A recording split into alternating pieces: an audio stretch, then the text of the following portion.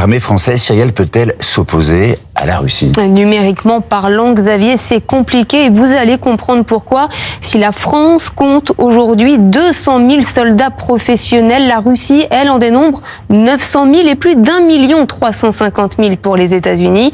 Côté armement, pas mieux, avec 222 chars de combat, 5 sous-marins nucléaires d'attaque et 196 avions de combat. L'armée française se classe 7e du très sérieux palmarès des plus grandes puissances militaires.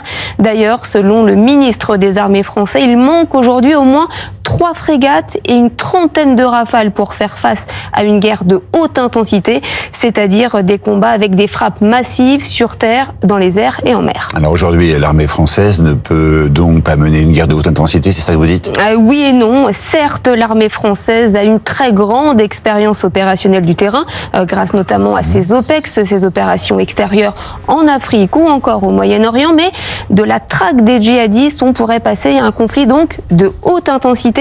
Et dans ce cas-là, pour l'instant, nous ne sommes pas prêts. Les spécialistes estiment qu'aujourd'hui, l'armée française ne tiendrait pas plus de 2 semaines en cas d'invasion ennemie. C'est vrai, mais cette affirmation ne veut en fait pas dire grand-chose parce que la France n'est pas amenée à combattre toute seule. Ah oui, et les autres pays européens et le Royaume-Uni également se tiendraient à ses côtés.